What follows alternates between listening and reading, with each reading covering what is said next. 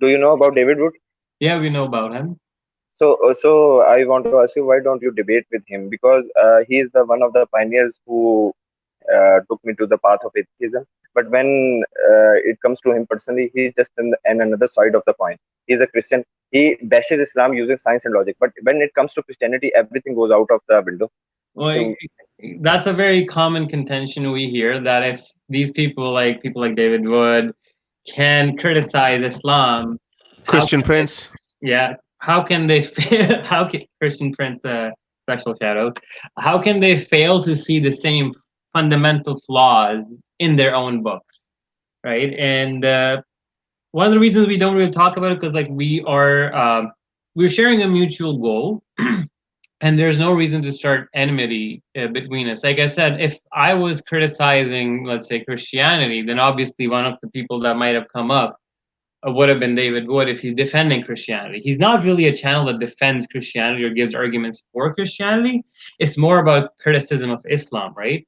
So if it's just criticism of Islam, we can side up, team up, or at least just uh, keep what is mutually binding between us, follow that, and put our differences aside to get to the mutual goal. Yeah. Like I said, it depends on what the content is and what your goal is. Like I said, it varies from person, but I do find your contention valid that yes, those criticisms that he has for Islam can, and almost most of the time, do apply to Christianity as well. Yeah, and I want to have a very quick comment for Abdullah Samir, because I think he can probably explain it even better, because I think Abdullah Samir did speak with Christian Prince. I was very excited to see that. I tried to find it. I don't know if Abdullah, you can probably help me find it. Yeah. Because I was trying to make a video. No, he started. I watched first 5 minutes, and Christian Prince started by explaining the early bombardment period, where there's this theory that water came on planet Earth from asteroids and meteors. And he said, well, this is written in Bible. This is the same thing that Muslims do about the Quran. So I heard just 5 minutes, and I literally did this, and I didn't watch the rest of it. So, as brilliant as these people can be, you're right. They make the same they can't see the same problem. I have so much to do on this Islamic front.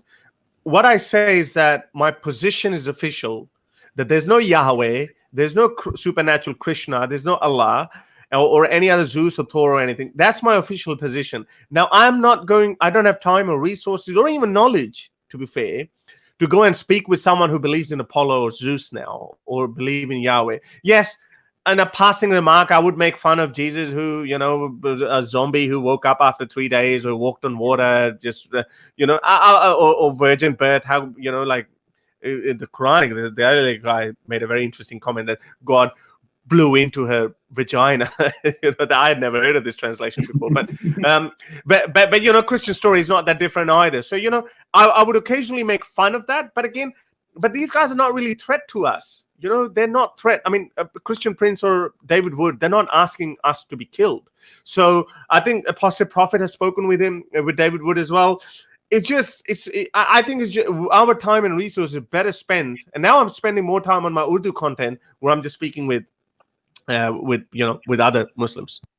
Just to add one thing to it is, I don't focus and dedicate my time to criticizing Christianity, but whenever a point pops up, I don't shy away from it. If you were to watch my presentation on neuroscience of Muhammad, I showed so many Christian saints as case studies for possible epileptics. In fact, even today, I made a tweet about the Bible saying that the sun was stopped moving for Joshua for a whole day, and somehow that story ended up in the Hadith in Bukhari and Muslim too.